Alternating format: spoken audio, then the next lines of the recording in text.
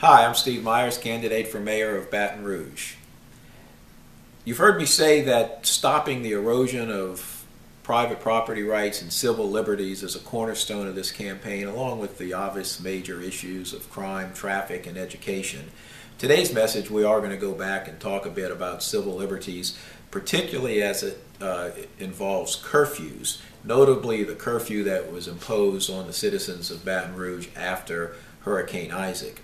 And secondly, part two is whether a civil emergency could be declared in a part of the parish, such as 70805, based on crime, imposing a mandatory curfew in that area if that would help alleviate some of the crime problem. First, let's go back and tell you that this message actually is in response to one of our previous messages called What's Your Beef? And in that video we asked viewers to let us know what issues were of concern to them, and we got one that came from Chris, and I'm going to go ahead and read his actual email with his concern. He says, "My beef is the dusk to dawn curfew imposed on citizens in the aftermath of Isaac. Such deprivations of liberty might seem minor and may be explained away by a need to keep order during emergencies, but history teaches us such minor erosions of liberties soon turn to floods." He goes on to say, who is to say that the authorities are the best judges of what free citizens should or should not do? So, Chris, first what I would say is that I agree with you that we need to be hyper vigilant when it comes to protecting the rights in this little document, the Constitution of the United States. And curfews are quite controversial.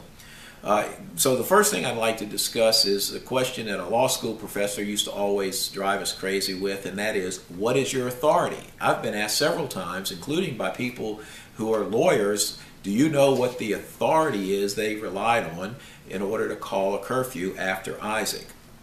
So I asked at least three sources and got three different answers. I asked the mayor's office, the parish attorney, and an independent researcher to look into it. Now, the parish attorney provided us with the actual declaration of the emergency signed by Mayor Holden, and it cites revised statute 29727, which is the Louisiana Homeland Security and Emergency Assistance and Disaster Act. Now, that's a mouthful, but that gives the mayor the authority to declare a curfew during certain emergencies. We also found Title 15 in the local ordinances, the metropolitan ordinances, that a curfew is called for when there is a declaration of a civil emergency. And like most things in law, you have to define what is a civil emergency.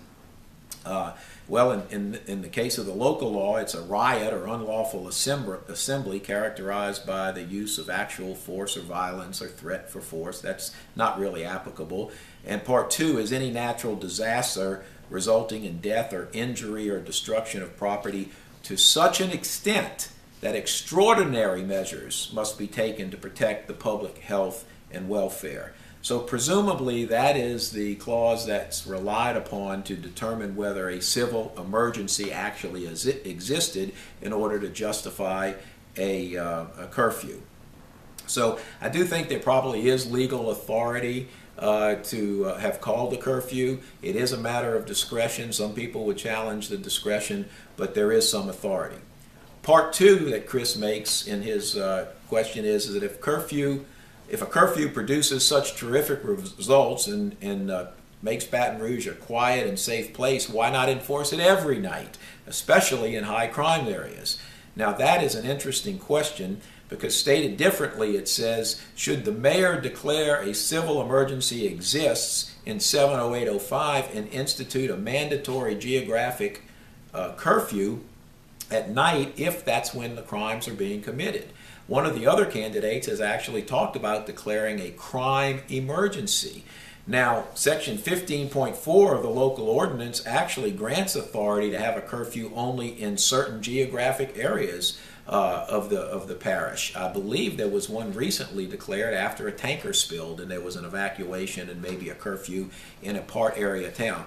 So the question right now, though, is there legal authority to categorize a crime wave as a civil emergency? And I've heard it discussed. Whether a crime epidemic can be pigeonholed into the definition of civil emergency that we currently have is questionable. As somewhat of a civil libertarian, I would argue that it might take the Metro Council passing another part to that law defining a crime wave as a crime emergency such that a curfew could be implemented. The second part of that question, of course, is, would the curfew in 70805 actually reduce crime there?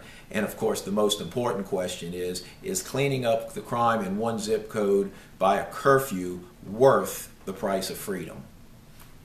Something to think about. Interesting question from Chris.